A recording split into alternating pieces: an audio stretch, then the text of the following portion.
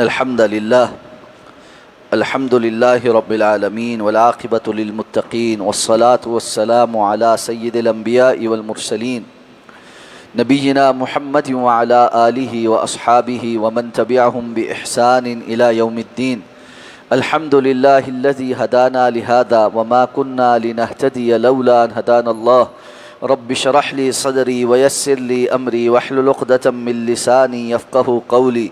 اللهم انفعنا بما علمتنا وعلمنا ما ينفعنا وزدنا علما. اللہ تعالیٰ کے فضل و احسان سے سورہ آل عمران کی آیت نمبر 155 تک ہمارا سبق مکمل ہو چکا ہے. آیت نمبر 156 سے 158 تک انشاءاللہ آج ہم تلاوت کریں گے. اعوذ باللہ من الشیطان الرجیم.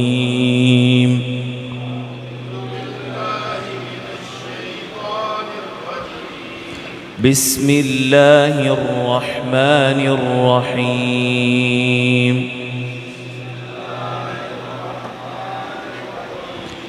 يا أيها الذين آمنوا لا تكونوا كالذين كفروا وقالوا لإخوانهم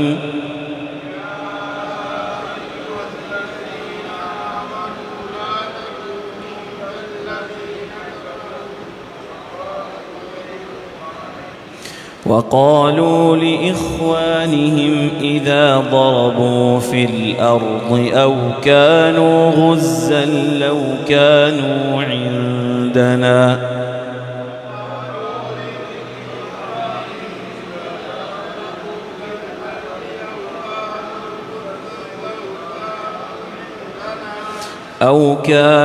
غزا لو كانوا عندنا ما ماتوا وما قتلوا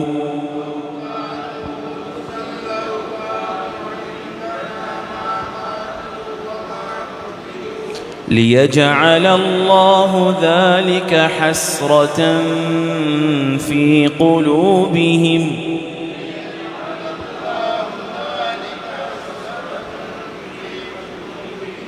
والله يحيي ويميت والله بما تعملون بصير.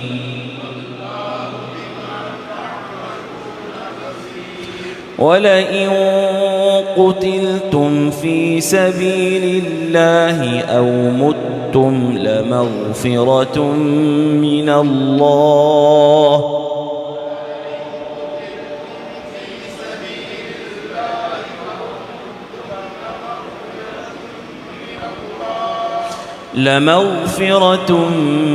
الله ورحمة خير مما يجمعون.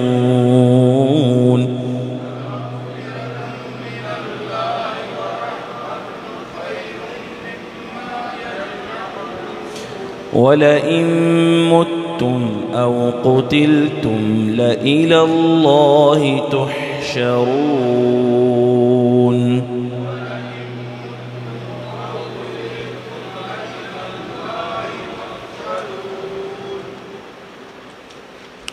یا ایہا الذین آمنوا، اے ایمان والو، لا تکونوا کالذین کفروا، نہ ہو جاؤ ان لوگوں کی مانند جنہوں نے کفر کیا.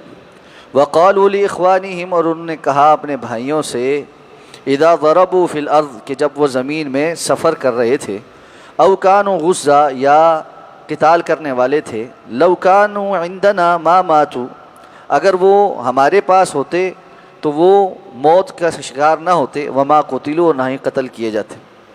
لیجعل اللہ ذلک حسرۃ فی قلوبہم، یہ اس لیے کہ تاکہ اسے اللہ ان کے دلوں کی ایک حسرت بنا دے. واللہ یحیی و یمیت، اور اللہ ہے جو زندہ کرتا ہے اور موت سے ہمکنار کرتا ہے. واللہ بما تعملون بصیر، اور اللہ جو کچھ تم عمل کرتے ہو اس کو دیکھ رہا ہے. ولئن قتلتم فی سبیل اللہ، اور اگر تم اللہ کے رستے میں قتل کر دیے جاؤ، او متم، یا موت سے ہمکنار ہو جاؤ، لمغفرۃ من اللہ، تو البتہ بخشش ہے اللہ کی جانب سے، ورحمہ، اور رحمت اس کی، خیر مما یجمعون، بہتر ہے اس سے جو تم جمع کرتے ہو.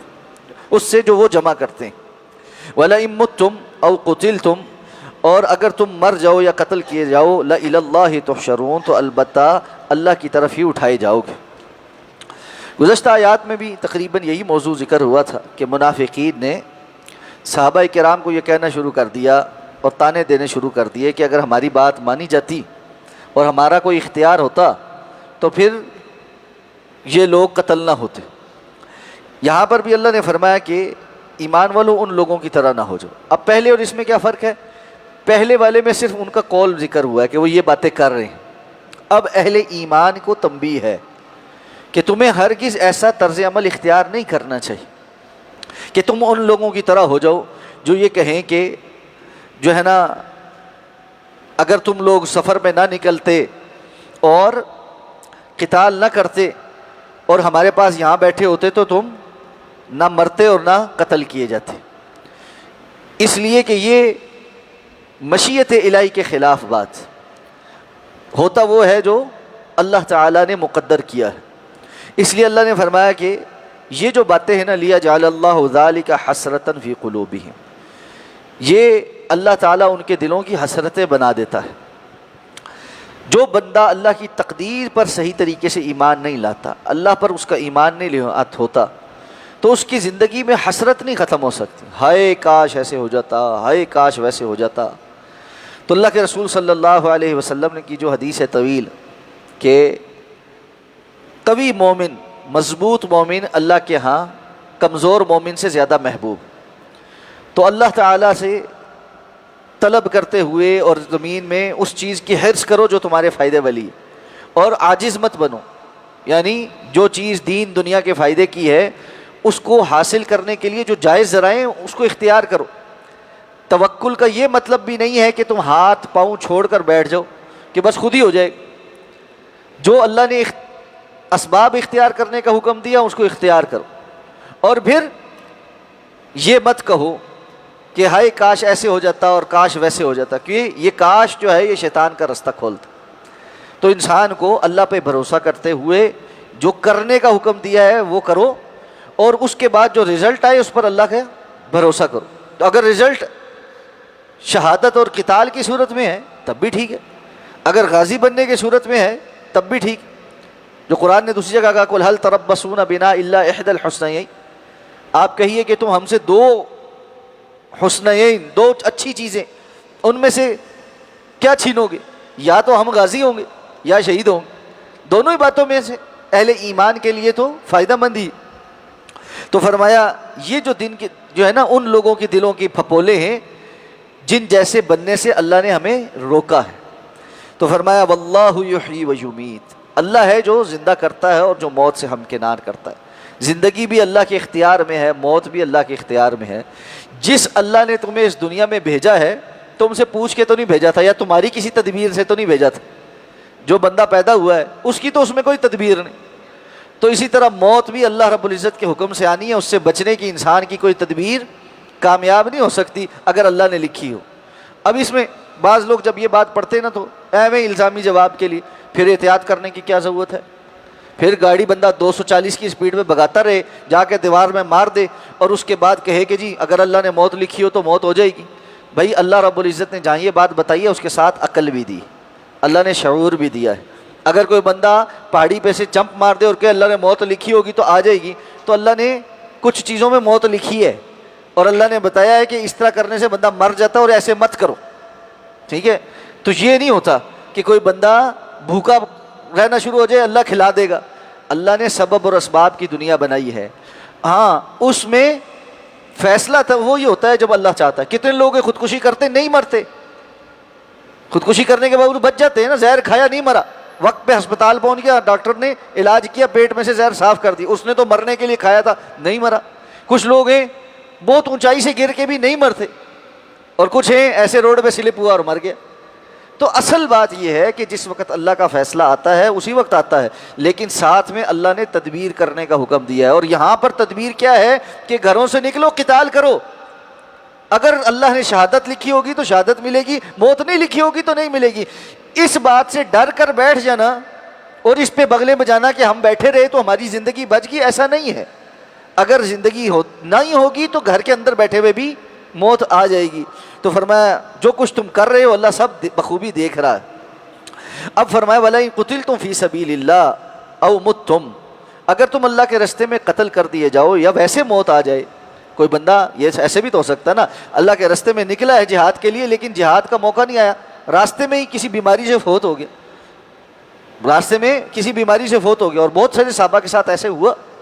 بعض دفعہ وہ سفروں پہ نکلے اور بجائے اس کے کہ دشمن ان کو بیٹا نہیں، دشمن ان کو قتل کرتا، وہ کسی سواری سے گر کر فوت ہو گئے. تو ایسا بھی تو ہو سکتا ہے. تو اللہ تعالیٰ نے فرمایا اگر ایسا ہو جائے تو لَمَغْفِرَةٌ مِّنَ اللَّهِ وَرَحْمَةٌ خَيْرٌ مِّمَّا يَجْمَعُونَ، اللہ کی طرف سے جو بخشش ملنی ہے اور جو رحمت ملنی ہے وہ اس سے بہت بہتر ہے جو وہ جمع کر رہے ہیں. یعنی زندہ رہ کے کیا کرنا ہے؟ تھوڑا سا مال اور جمع کرنا ہے، تھوڑی روٹی اور کھانی، تھوڑے دن زندگی میں اور مزے لینے. آخر تو موت ہی ہے نا، اس کے علاوہ تو کچھ نہیں ہے. تو جس کو اللہ رب العزت کی بخشش اور رحمت مل گئی اس کے لیے تو دنیا کی زندگی کے اندر مزید چند دن رہنے سے وہ رحمت اور مغفرت بہت بہتر ہے. اور پھر فرمایا وَلَئِن مُتُّمْ أَوْ قُتِلْتُمْ، اس موقع پہ اگر تم نہیں مرو گے تو پھر کیا ہوگا؟ آئندہ کہیں مرو گے یا قتل کیے جاؤ گے. لَإِلَى اللَّهِ تُحْشَرُونَ، تو الٹیمیٹ رزلٹ کیا ہے؟ تم نے اللہ کے سامنے ہی دوبارہ اٹھایا جانا ہے. تو جس اللہ کے پاس پیش ہونا ہی ہونا ہے، موت سے جب کوئی مفر نہیں، پھر بزدلوں کی طرح گھر بیٹھ کر اور جہاد سے منہ رخ پھیرنے سے تمہیں کیا حاصل ہو رہا؟